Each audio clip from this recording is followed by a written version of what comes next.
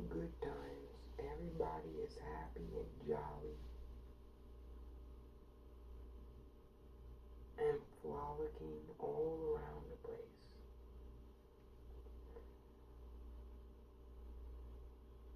But in bad times or difficult economic times in Western societies,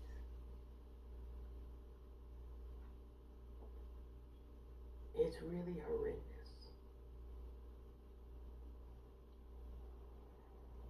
Now, this is something that holds true regardless of how many centuries in Western history you study. This is something that's consistently the case with Western societies.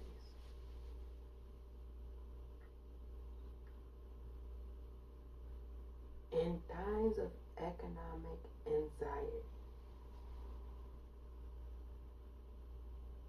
Westerners, they tend to do something that I don't too much care for. There's a practice you all do. I'm not fond of it. It's called scapegoating. That's what you all do in times of economic anxiety. You scapegoat. Never fails. Yeah. You know, they say history doesn't repeat itself, but it often rhymes. And that's true. Every time Westerners go through some type of economic uncertainty, difficulty, where there's high anxiety in terms of their economic situation, boy, they go hardcore to scapegoating. For those of you who are too young to understand what scapegoating is, this is something that comes from a very ancient ritual practice. What they would do is they would get a goat, because a goat has horns, and all the sins were said to be placed in the horns of the goat, and they would send it out to the wilderness. Now, that's where the term originally comes from. During Yom Kippur. Scapegoating. Now, Westerners, you all, when everything was getting tight economically, you love scapegoating. It's got to be somebody's fault that you did something stupid or just not necessarily made the wisest of choices. Somebody else's fault. It's never their fault. Believe you me. It's like a broken record with these folks. Now, in Germany, during the 1920s, leading into the 1930s, they were going through an economic downturn. Yeah, the Germans. And so, you know, in order for people not to necessarily look at what their individual choices are when they're not necessarily having the success they always feel they should have, they scapegoat someone else. Now, the Germans had a young, charismatic individual come up. And all this individual did was point fingers at different elements of the German society and say, you know, the reason you're not doing so well is because these folks are taking things from you. And that's what he did, in essence. Pointed fingers at certain groups of people and said, they're the culprits for your economic anxiety. Yeah. And most of us know how that story turned out.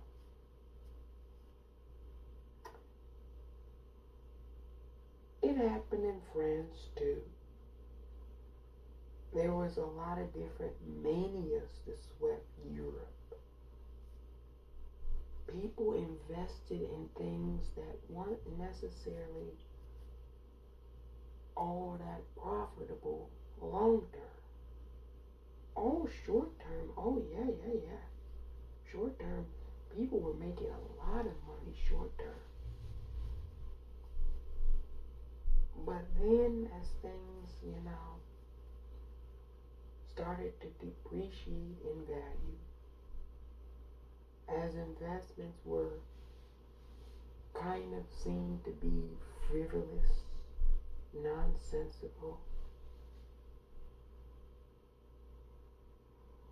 some would say really stupid. Let me give you an example to illustrate what I'm talking about. You know, in France, Paris, back in, I want to say around the 17th century, I could be off, but I think it's around the 17th century. You had folks begin to believe that tulips were highly valued. Yeah, the flower, tulips. Folks were making thousands, or what today would be considered thousands of dollars, selling tulips to people. Everybody wanted tulips. Everybody. You couldn't keep tulips. If you had tulips, you were insanely rich. It was a mania. The tulip mania. Look it up. It's a fact. People were out in the streets of France killing one another over tulips. That's how profitable and valuable they were. Yeah. It was a mania. If you had tulips, you were extremely wealthy. Then all of a sudden,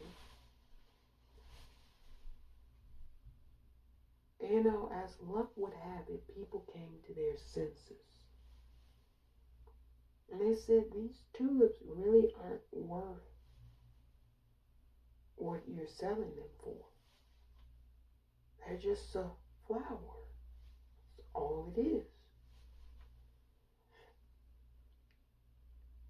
And then the price of tulips depreciated,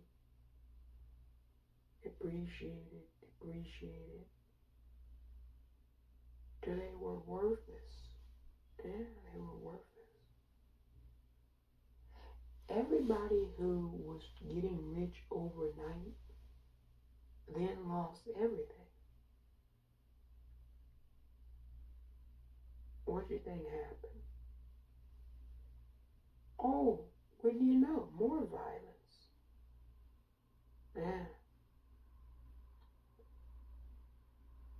Some folks have a propensity towards violence when things aren't going so well economically. Westerners, this is something that you all do, period. It's not just a uniquely American thing. It's It's a Western thing.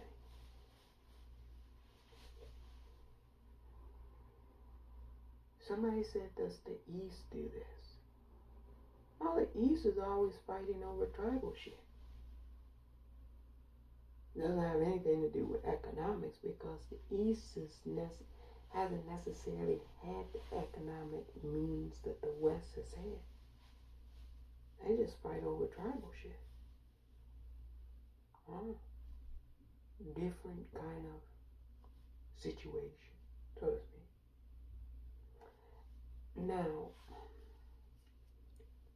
in the Americas, this continent,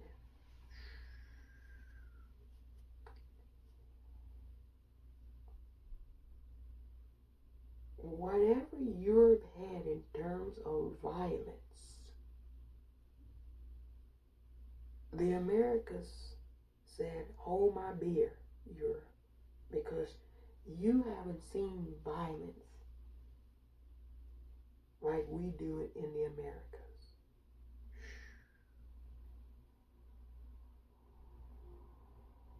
Is the Americas more violent than Europe? Historically, no. Contemporarily, yes. Almost definitely, yes. Contemporary times, yeah. The Americas has been violent since, I want to say,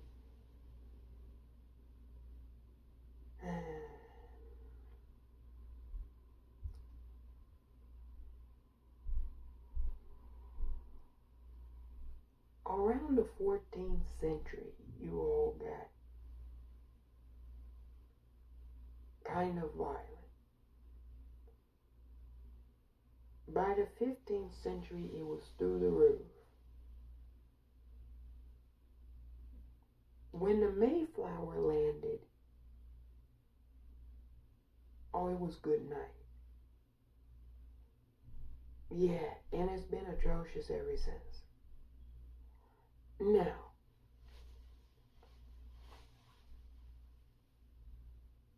this country, the republic I'm affiliated with, I want to specify I'm affiliated.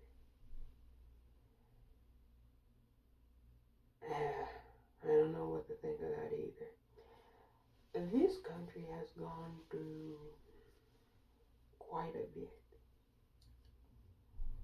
In the 1930s, you all had something commonly referred to as a Great Depression. Now, this wasn't pretty. Yeah, they really don't talk about all of the things that happened in the Great Depression besides the economic component of it, but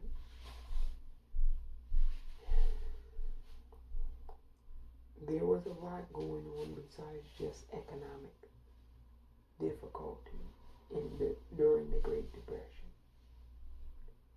Because as you remember, some of you will remember this, there was also a kind of famine. It wasn't a full-blown famine like in times before, but it was pretty bad in the 1930s. You couldn't really find a lot of food. Yeah.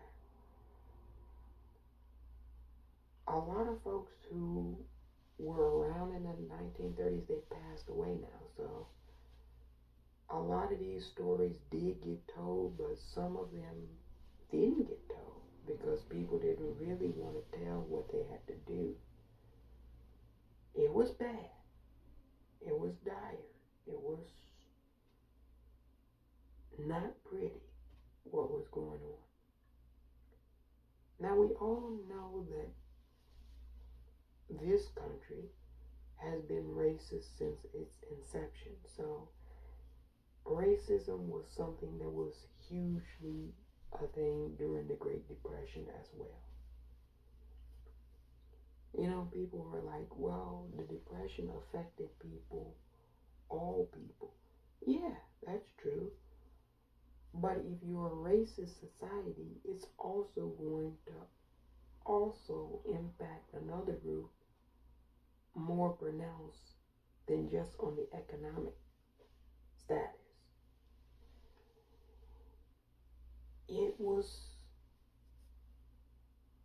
I want to say, possibly fortunate that at that time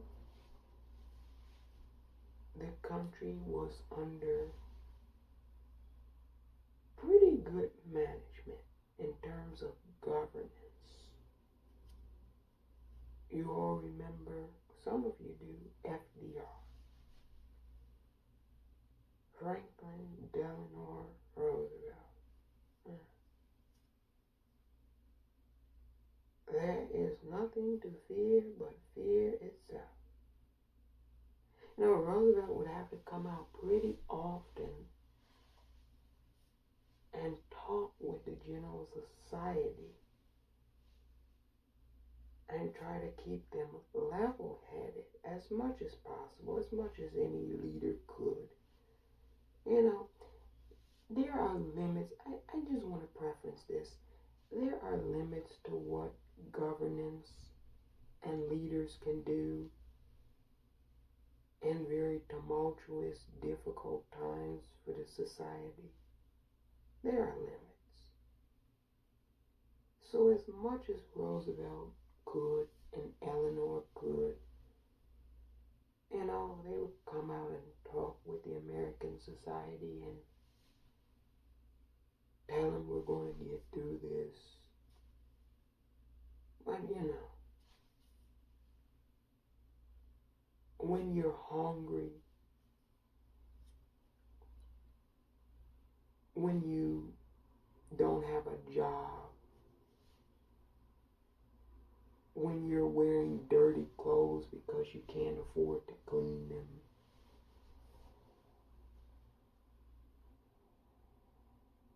when you don't like somebody because of how they look, you know, it's only so much somebody can say to try to calm the waters, so to speak.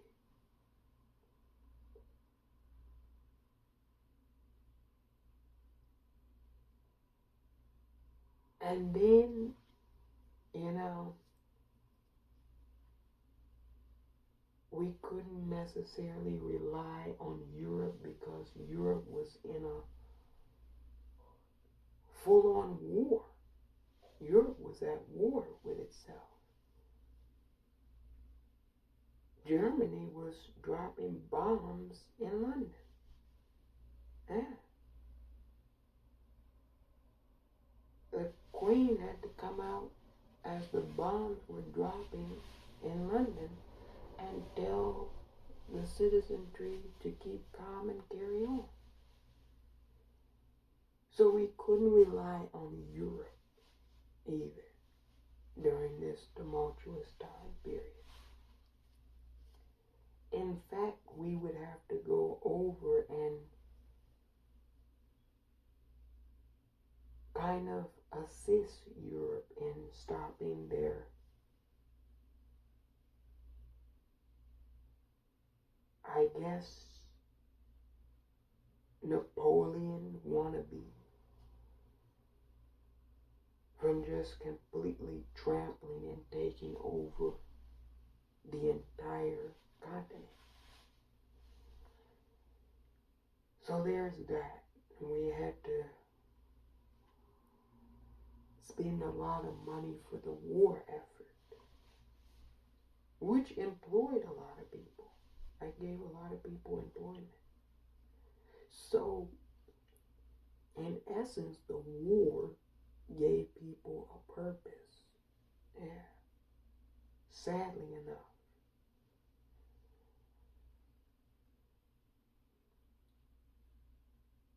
But you know, there was scapegoating going on here in this country too. You go and you look at the footage of Madison Square Garden in New York.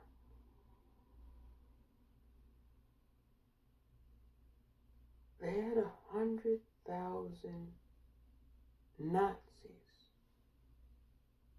holding rallies in Madison Square Garden in New York. Yeah. As the president is telling the citizenry that Europe is under attack by Nazis, Americans were saying something that you all hear commonly nowadays. There was the America First movement. Yeah, that actually started in the 1930s here in this country. They were Nazis then, and they're Nazis now. Nothing has changed. Yeah, even down to what they call themselves, America First. Yeah. So, this economic anxiety always tends to lead to scapegoating, is my point, in Western societies. That's been a consistent thing. Whenever people in Western societies go through economic difficulty, they tend to scapegoat.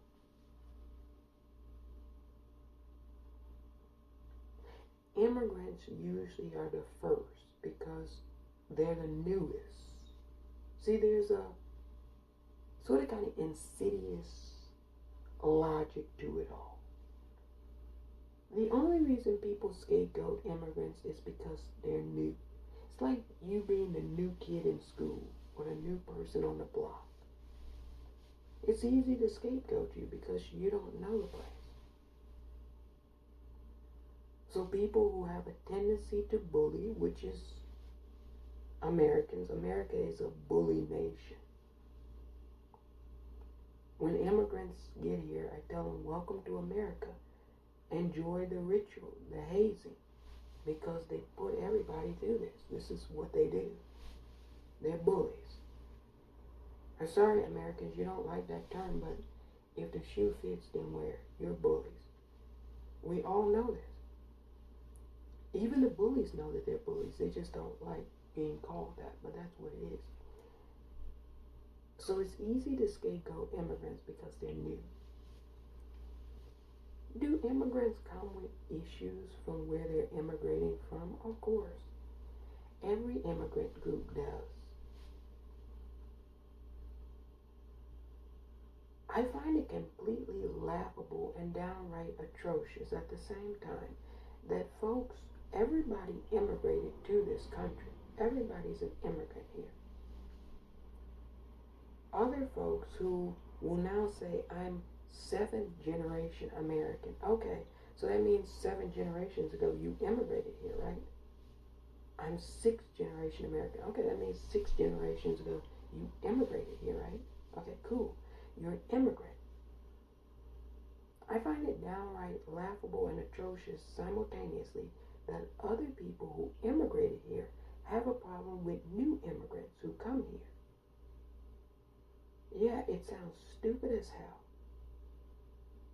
But this has been a thing in America. We can't just have folks come here, adjust, get their affairs in order, and just become Americans. No, we have to have 6th generation Americans tell other immigrants that they're not welcome in the country. And I'm like, who welcomed you 6 generations ago? Yeah, who welcomed them 6, 7, 8 generations ago? Who welcomed them? I don't recall welcome mat being sent out for them. I had to talk with the Aboriginal people. Did you welcome any of these folks over here? They say no. You know what they say? They say land back. The few that are left that didn't get genocided, didn't die of syphilis from disease-ridden blankets, didn't get slaughtered at festivals and meals. They said, we didn't welcome any of y'all over here. And you know, the way they tell the story is really preposterous too. They say it was a war. First and foremost, Americans are liars. That you have to get from Jump Street. Secondly, it wasn't a war. If somebody comes into your country and fights you and takes your possessions, your land, that's not a war, that's an invasion. Yeah. Now they're like, there's an invasion on the southern border. Oh. I kind of remember that border always being invaded. Because I kind of remember California, Texas, New Mexico, Arizona. That was all Mexico.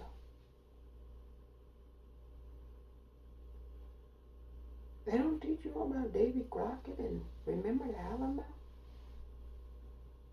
You know, when Texas was Mexico, they had very tight, tough immigration standards. There was originally supposed to be only 30 pilgrims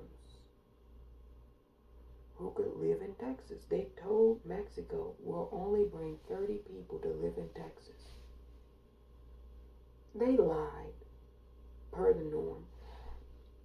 It ended up being extended families. And Mexico was like, wait a minute. You told us 30, now there's 300 of you. We want you to pack up and leave. Once they got to a certain number, then they started fighting the Mexicans.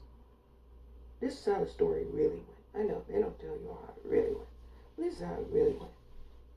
Mexico said, 30 of you can come. And you can have land. They brought 300. They got the guns. They killed a lot of Mexican people. And they took Texas. Period. That's how it went. I don't know. Are they going to call that critical race theory? Because, you know, telling the truth about what really happened is somehow a theory. No, a theory is something that potentially could be a reality. This isn't a theory, this is what happened. Texas was Mexico. Mexico said 30 families. 300 of you showed up. You took Texas by force. Yeah, it's a fact. It's not a theory. Albeit it's inconvenient to the people who did it. Because, well, aren't they running Texas at the moment? Momentarily. Yeah, so fast. Now, I really don't like the scapegoating of immigrants. I don't think it's necessary. Folks are like, well, if everybody comes to America, well, first and foremost, that's kind of what's always been happening. A lot of people have been coming to America. Yeah, that's kind of always been a thing.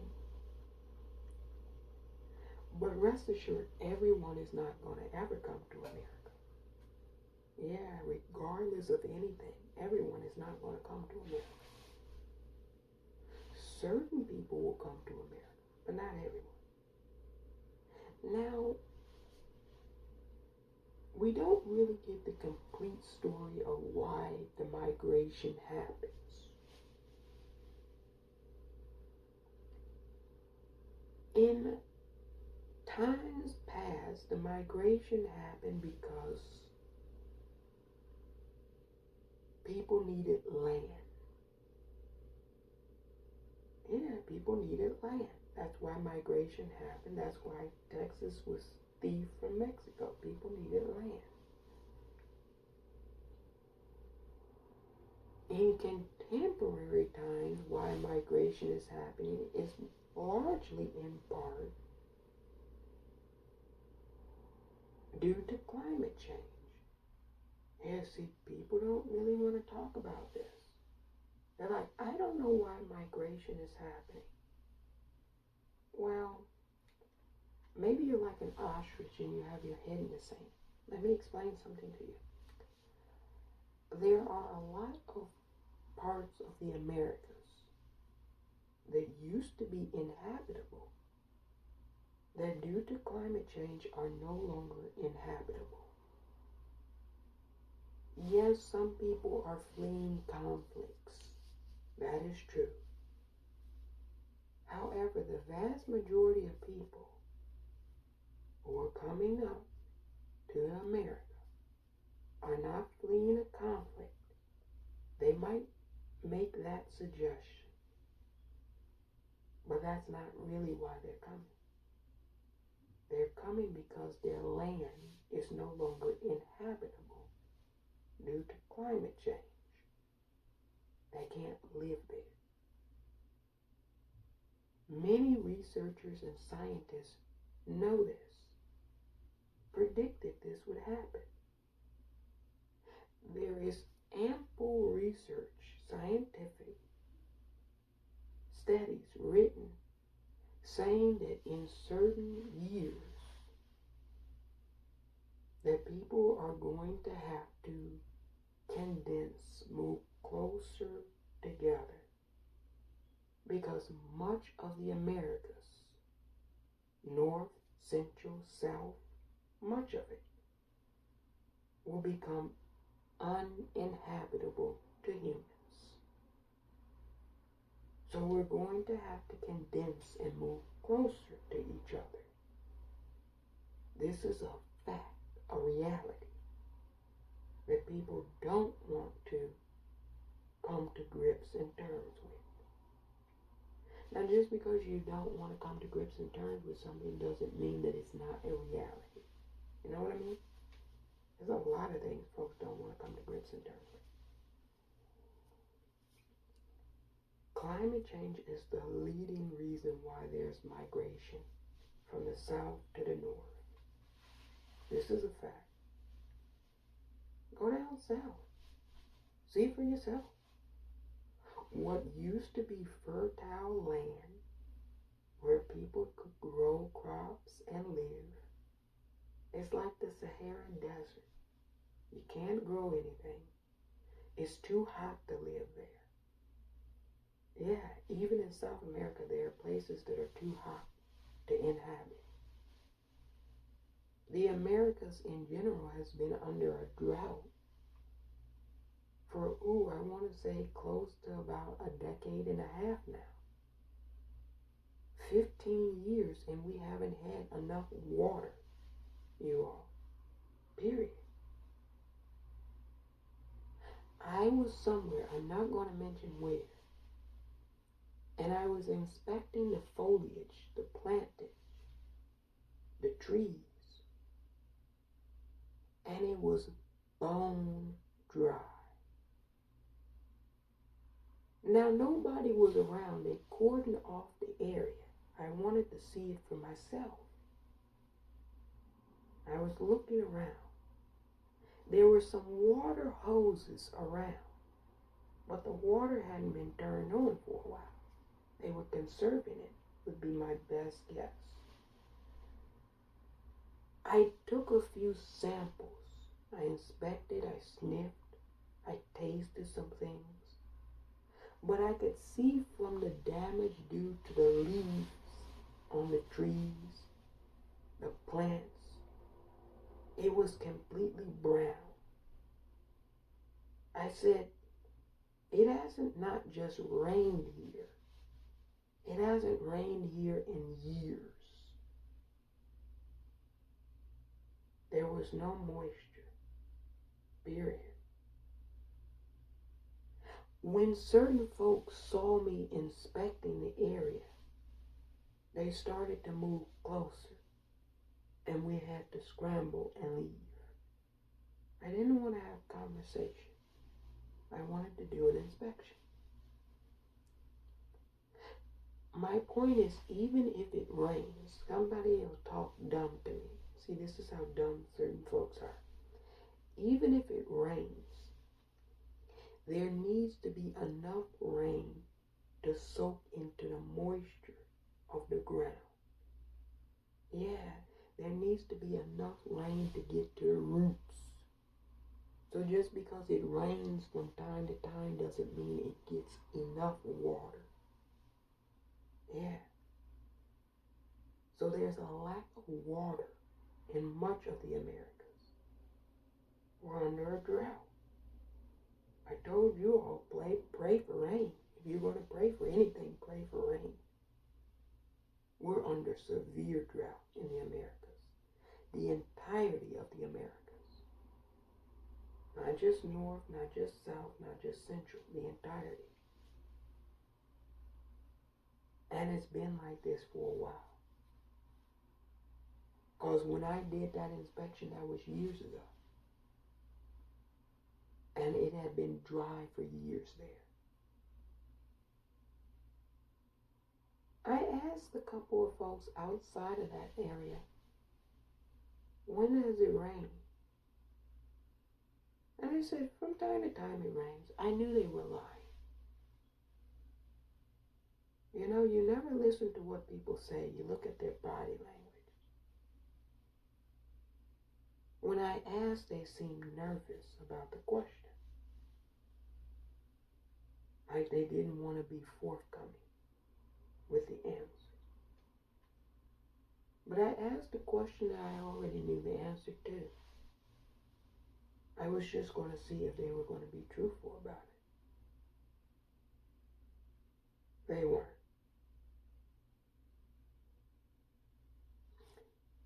This is going to cause severe problems. Yeah, it already has, and it's going to continue to.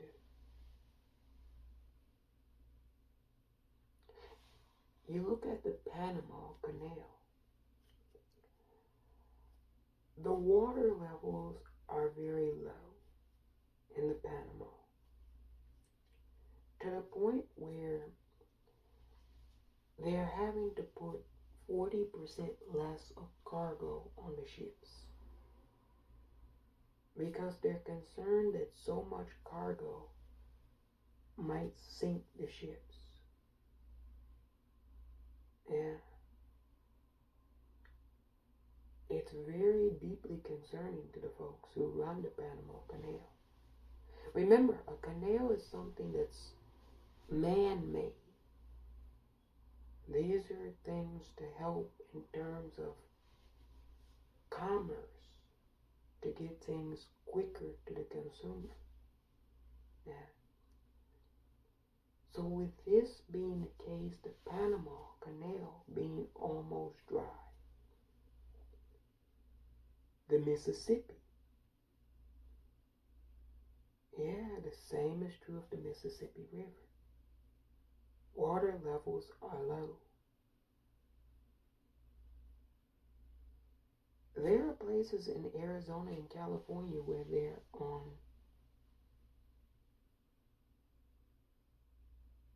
water being pumped in from other locations. Yeah, this is an immensely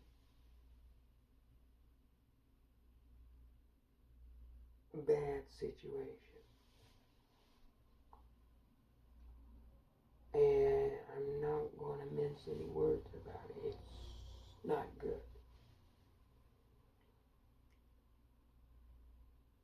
The animals are fighting for territory too. It's not just humans. When we were in a certain location, which I won't mention, I could tell that there were certain animals encroaching on other animals' territory. You say, how can you tell this? Tracks, track marks, footprints. Certain animals don't go around certain localities or locations. Yet the track marks I saw were from animals who really shouldn't be in those localities there. Meaning they're having to condense because of fewer resources in their areas. Yeah. So climate change doesn't just affect humans. It affects all species.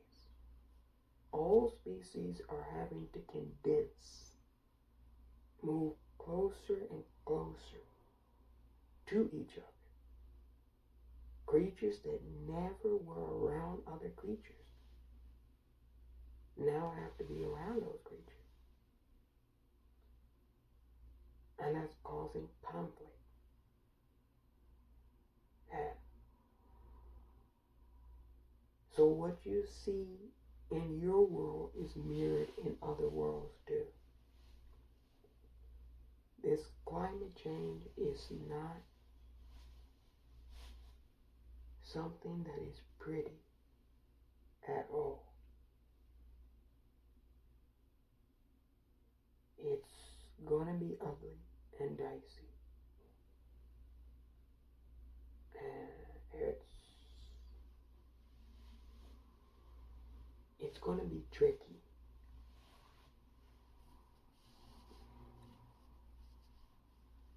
The economic anxiety leading to scapegoating. You know,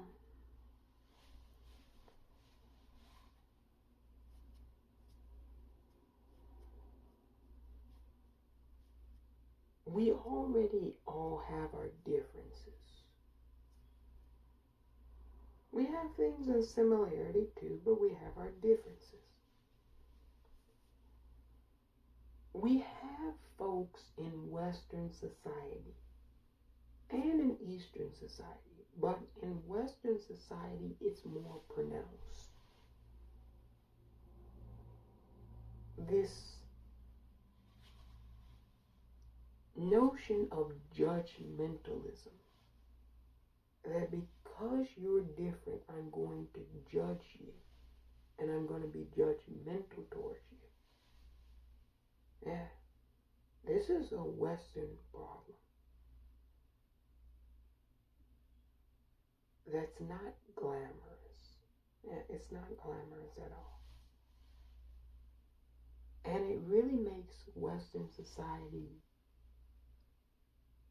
atrocious during economic anxiety, the judgmentalism.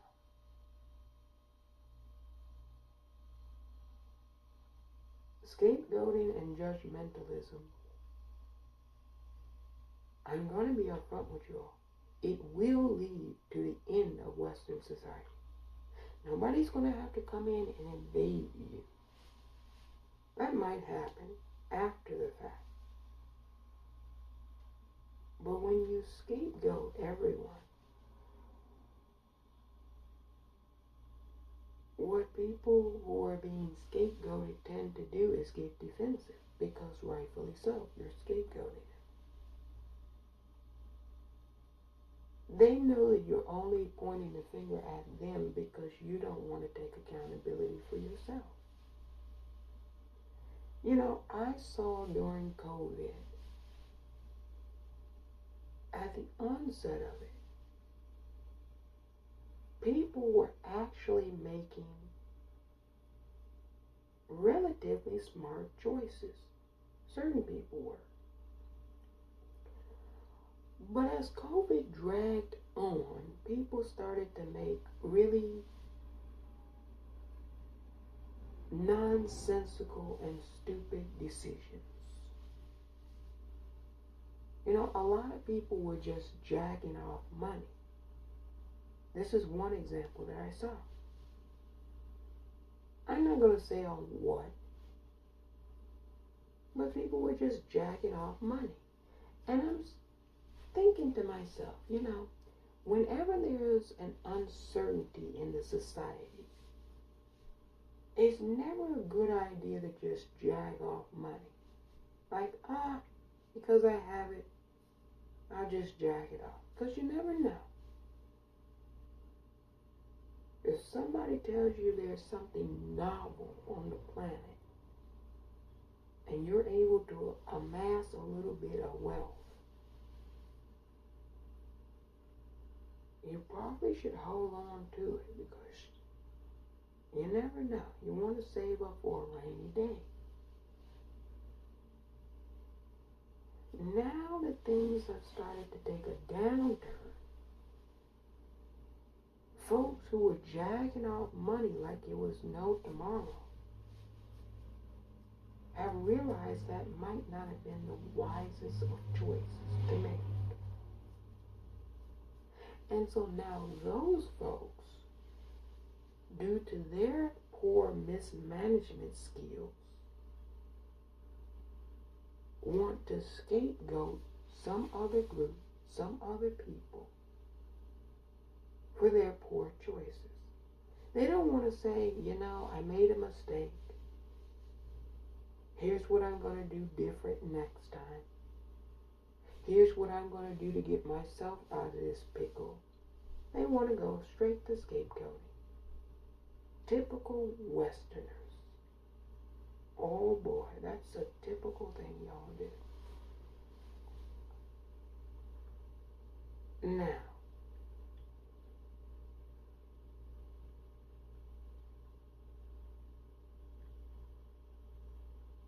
if you want to go broke, broke,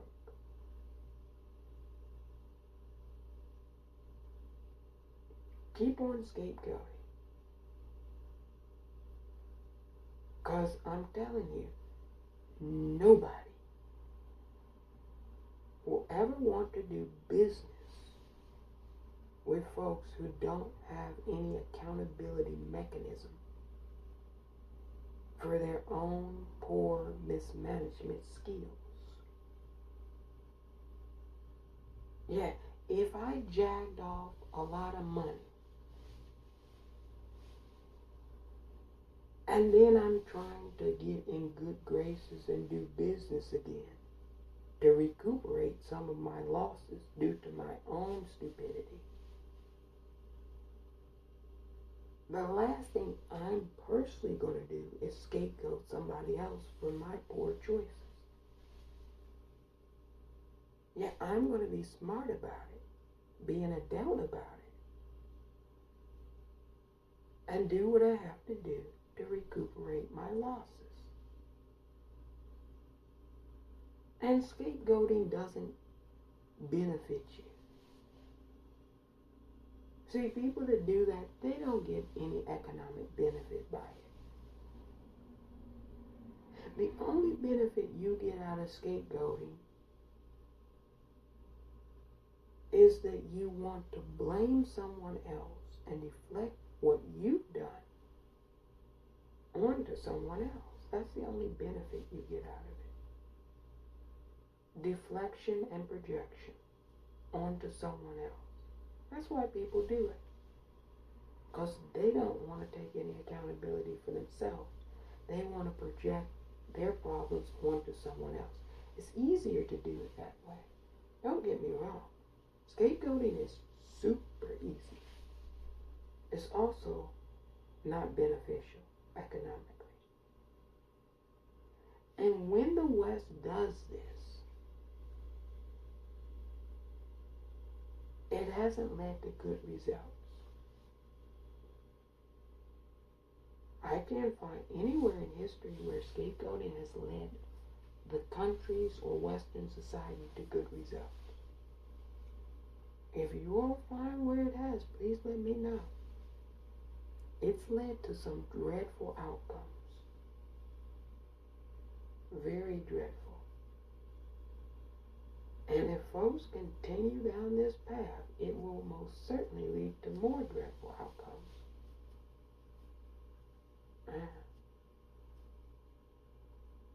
That's a fact.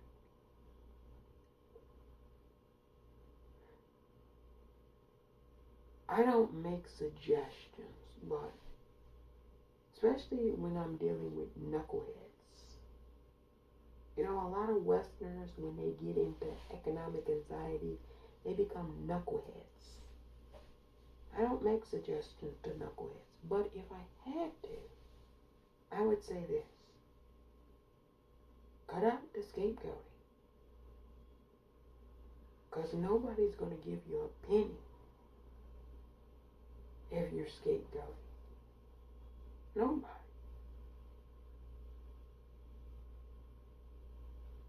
I don't want to talk about what the East is doing.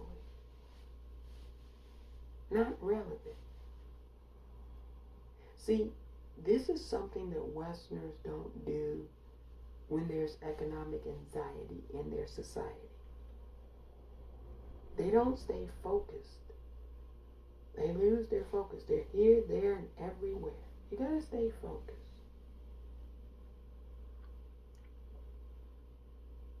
The East is now laser focused.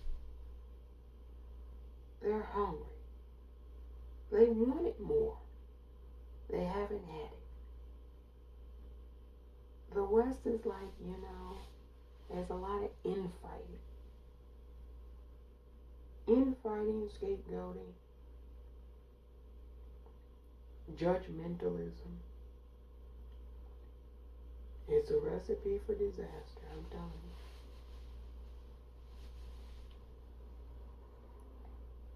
Had it been me, I would have said, look here, kids. Anybody inside the house, we're locking this bitch down. Okay? Because everybody did a lockdown. I would have said, everybody inside the house now, we're locking the bitch down. And wherever you're from, you are what you are. But now that you're here, we're all in the same boat. We're all Americans. Most of the people are coming from the Americas.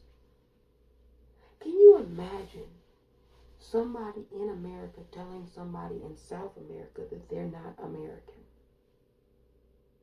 Boy, aren't you a bozo the clown. Because I thought America was a continent, right? They must not teach geography anymore either. Because the Americas is a continent. There's North America, Central America, South America. Yeah. So everybody technically is really American. They're just from a different part of the Americas.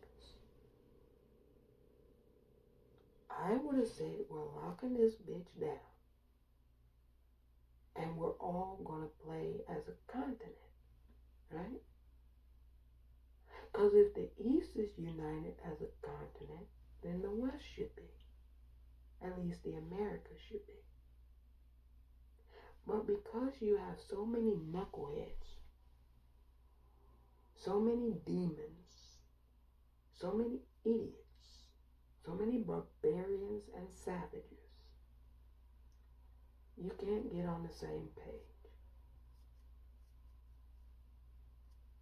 And so naturally what I think you're going to do, I could be wrong,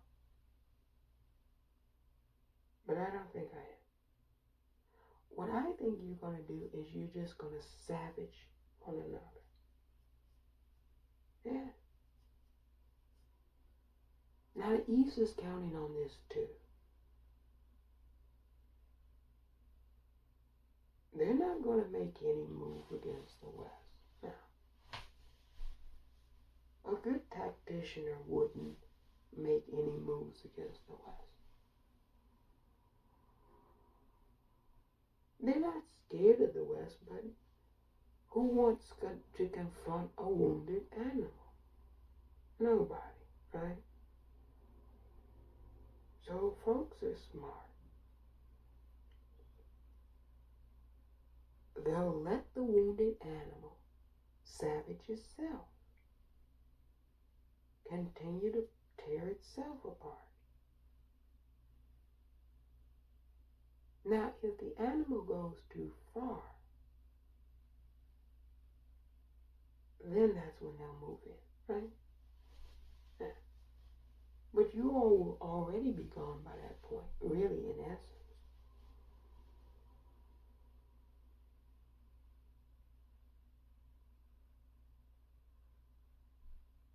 Well, Americans don't really have too much common sense now, do they?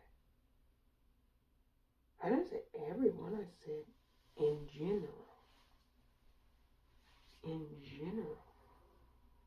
There are a lot of Americans that are smart, but there are many that are not.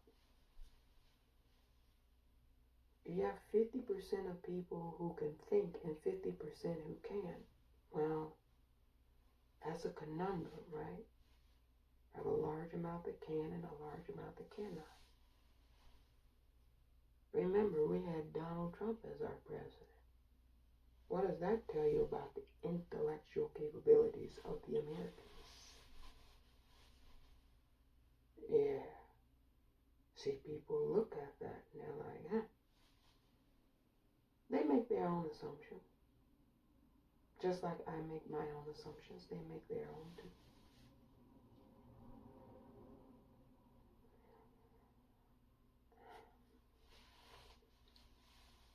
You know, if there is another depression in this country,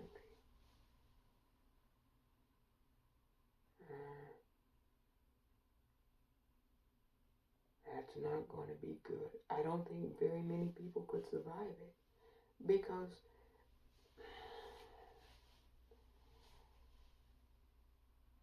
not a lot of people survived the first one, is what they don't tell you all. A lot of people succumbed to the first depression.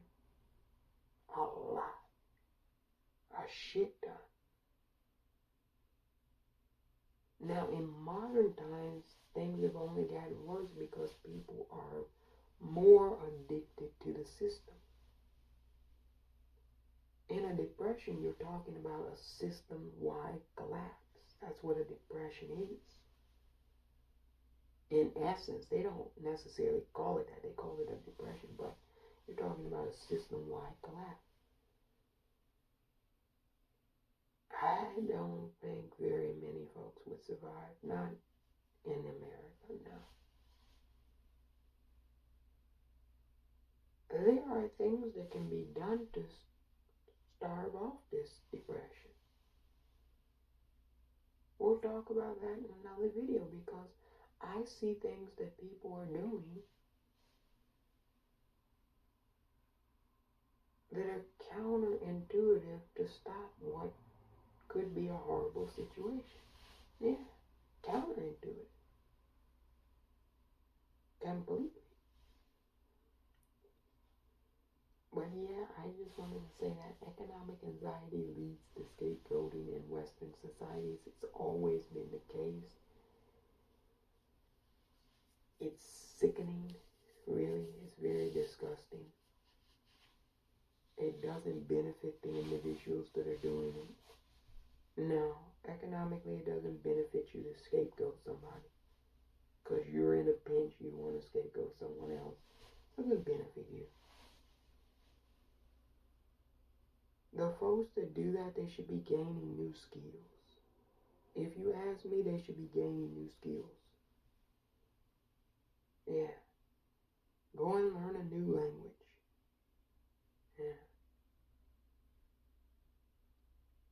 Go learn how to repair something. Yeah. See, in the time that folks spend scapegoating, that's wasted time that they're not investing on themselves. That's also why scapegoating is not beneficial. Because if you're sitting around scapegoating somebody else, you hear this all the time.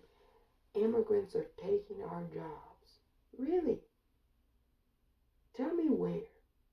Because I see now hiring signs everywhere. Yeah, I see now. Look, you could be working 3, 4, 5, 6, 7, 8, 9, 10 jobs. If you're a good worker and there's hours in the day, you can be working every hour you want to. There are not enough immigrants in the country to take all these jobs. Period. There's a lot of open jobs. People are like, well, they're low paying.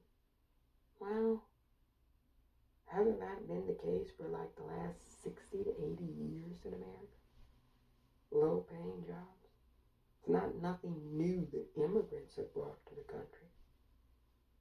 Yeah, how are you going to blame immigrants for corporations not wanting to pay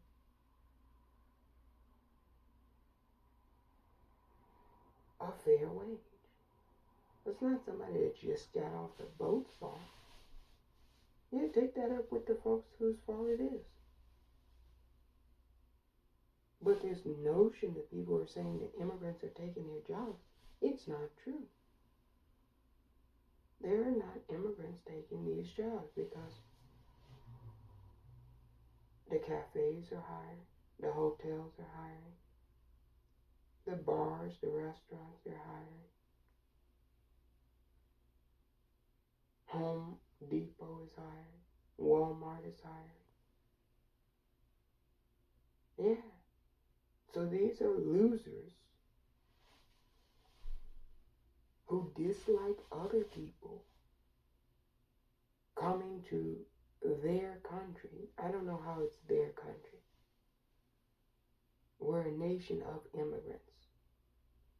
Oh, some immigrants have the country over other immigrants? I didn't know. Yeah, it's completely ridiculous. They sound like a bunch of fucking idiots. To anyone with an IQ over room temperature, they sound like a bunch of fucking idiots. I saw that out in New York City. They went and they were bugging the senior citizens outside the senior homes. The senior citizens couldn't even get any sleep. They were out there at 8 in the morning, shouting and screaming about immigrants.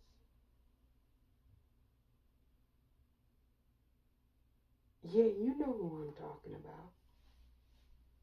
He's run for mayor of New York City how many times now? 5, 6, 7, 8 times? Nobody in New York wants to make him mayor. They don't even want him to be a dog catcher. Yeah, he's an immigrant. Yeah, somebody go figure out what generation of immigrant he is, because I can guarantee you he wasn't over here with the Aboriginals. He's not Aboriginal. He's not indigenous. Silwa, what is his name? Silwa? Yeah, what tribe does he belong to? He Iroquois? He Duwamish? He Cherokee? He Sioux? He's not Aboriginal. He's probably 3rd, 4th, or 5th generation American. He's a disgrace. He's a disgrace. And all of those mostly men, mostly MAGA Trump supporters, they're a disgrace. Yeah, they're a disgrace because all of them are immigrants too. They were all immigrants at one point in time. Yeah, what does it look like for an Italian person to go out there hollering and screaming about an immigrant from South America when your ass was discriminated against when you first got over here? What does that look like? Now, these people are a disgrace. They're a goddamn bloody disgrace. Nobody's honoring that shit. Yeah, these are bums. These are life's losers. They're bums.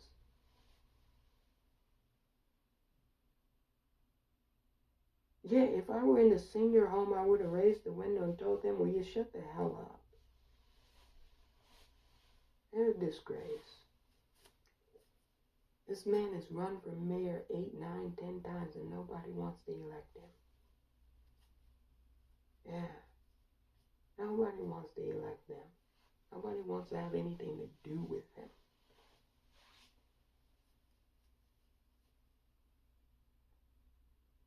And you know, he said he picked out that borough because they fought against Black Lives Matter.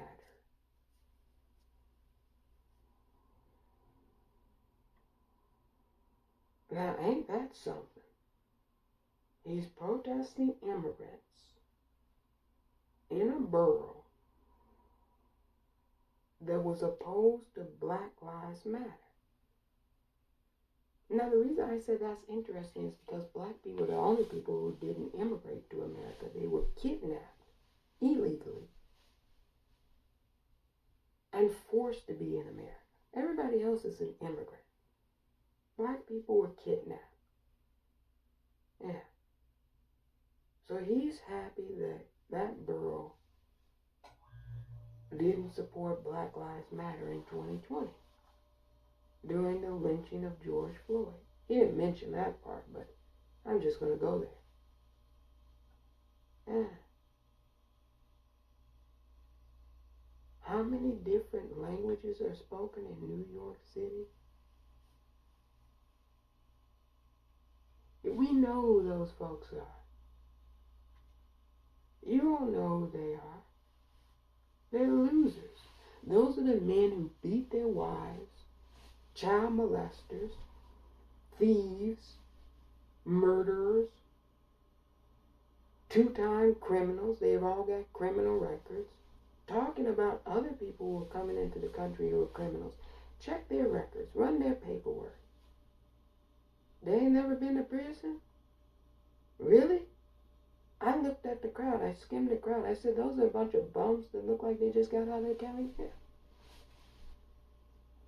They've been in prison, in and out of prison for beating their wives, girlfriends, and everything else. Bunch of animal abusers, probably got records for abusing dogs and cats. Yeah, that's the trash. That's gutter trash. Shit. I tell them straight to their face, you're gutter trash. You worried about Mexicans who might be rapists? Child, you're a rapist. Get the fuck out of here. Yeah, that's trash. We all know what it is. I know trash when I see it. Yeah, that's trash. Yeah, they were blocking the street.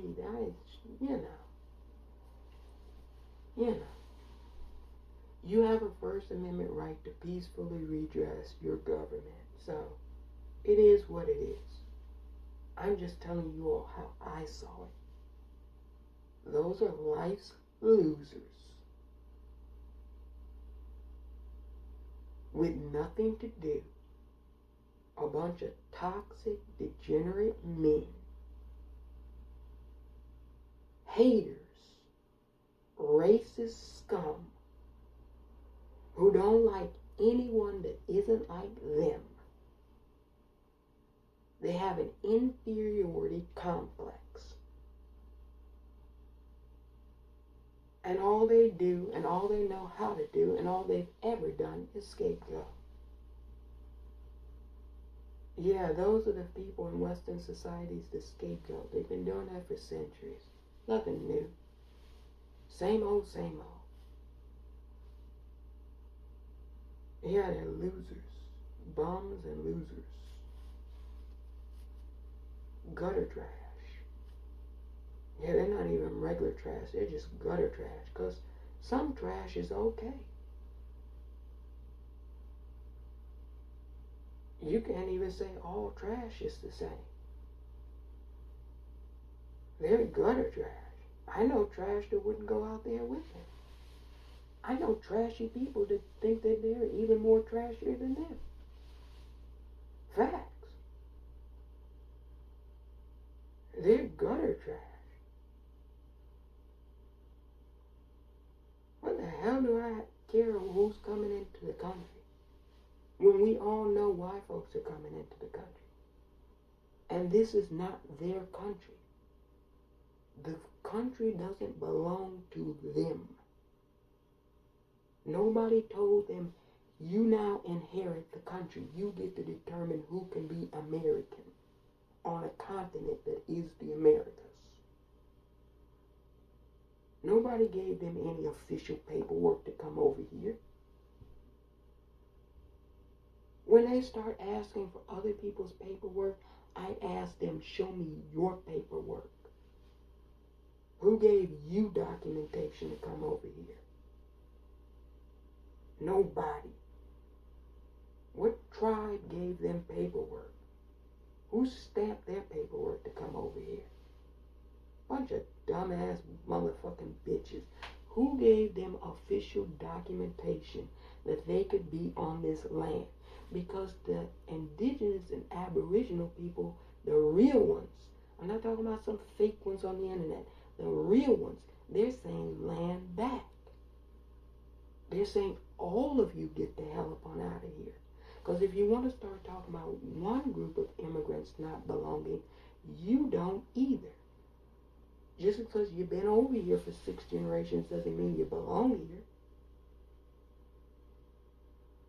Yeah, they say you've been squatting for 6 generations. 7 generations squatter. Yeah. Real talk. Ask the real Aboriginal people. They'll say, I'm a 9th generation American. They say, no, you're a 9th generation squatter. Because you came and invaded somebody else's land, took their possessions, and you don't belong here. So when you start telling people to go back to Mexico, go back to Africa, you ought to go back to Europe, go back to Poland, go back to Scotland, go back to England, go back to Iceland, go back to where you're from, right? This is why nobody honors that shit. Not real folk.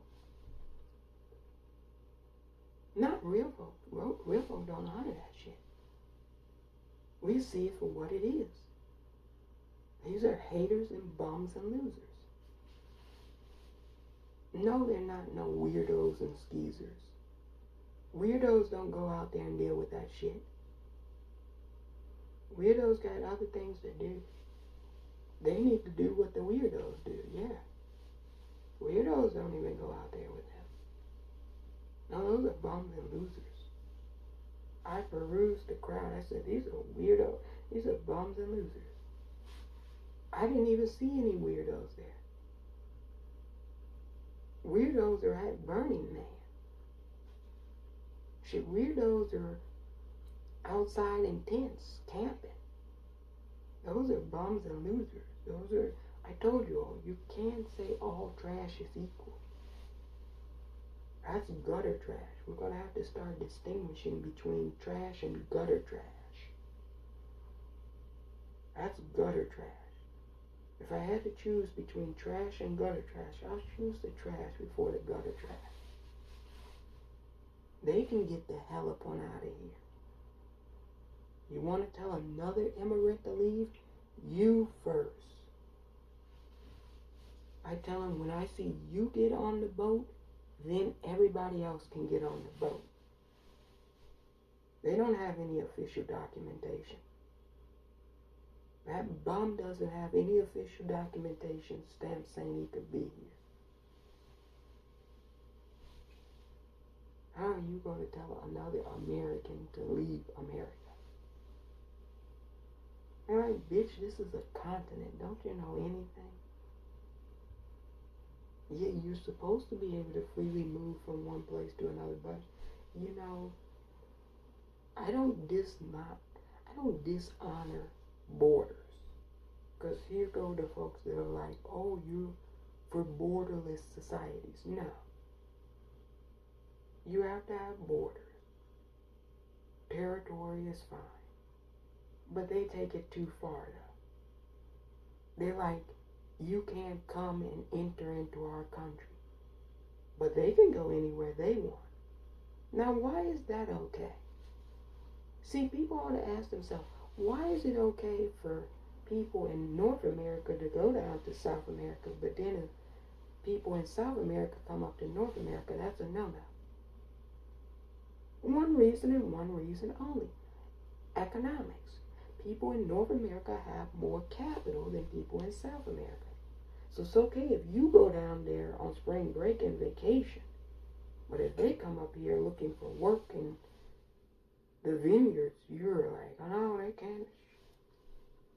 And then they say it's not racism. But yes, it is. Yes, it's racism. We all know what it is. Those people can't help themselves besides being racist. They can't help themselves. Yeah. They're racist in good times too. Believe you me. Economic anxiety means that they're more racist. It's more pronounced, but they're racist in good times too. Yeah. Nothing changes with them. We know what they are. Yeah, we know exactly what that is. Real recognizes real. We know exactly what it is. And you know, they can continue scapegoating all they want. They'll be like, we have a First Amendment right. Nobody's taking away their First Amendment right. They can scapegoat all they want. But I tell you what, they just better be on time paying all those bills they got. Ooh, you didn't think I was going to go there. Yeah, because in the time that you're spending scapegoating, bullshitting, you better have that car payment ready. That $730 car payment per month. Better have that ready. Or else they're coming to repossess your car. You better have that mortgage payment ready. Or else they're coming to foreclose on your home. So you can fuck around. And then you can find out. Because I guarantee you, if it really gets dicey out here economically, they're going to be the first people on the chopping block. Yeah, they're going to be the first ones. Because while you're so focused on somebody else, you don't have time to focus on yourself. And the last thing you want to be doing when it's difficult economically is to be out here bullshitting, focusing on somebody else's affairs. They really should be focusing on themselves. Yeah. But you know, they're so filled with hatred and rage that they don't even have time to take care of themselves. Many of them are not in any kind of good condition. Health-wise, it's abhorrent. Many of them have so many different health issues. They're dropping like flies due to COVID, all types of different diseases that they have. Yeah. A lot of times you'll hear heart attack, heart attack, heart attack. Yeah. You think your heart can deal with all of that hatred and racism? No. Their heart just gives out on them. They're bitter and hateful. Bitter as hell. And the scapegoating is bullshit. They know it's bullshit. But just because they're bitter and hateful people, they have to do it. That's it. They know that's bullshit. They know immigrants are not taking shit from them. Fuck out of here. Immigrants taking shit from them? Really? That's news to me.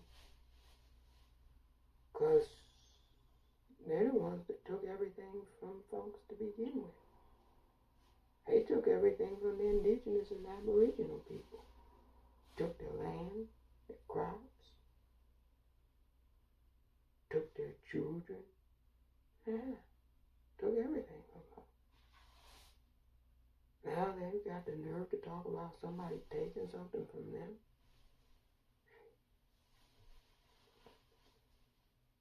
Yeah, nobody wants to hear that. Nobody. Not really. I most certainly don't. Maybe you all want to hear it. I don't want to hear it. Now, if you're offering up solutions, if you're really coming at this table with solutions as to what you're going to do about these problems, then I might be all ears. But as long as there's some hateful dudes outside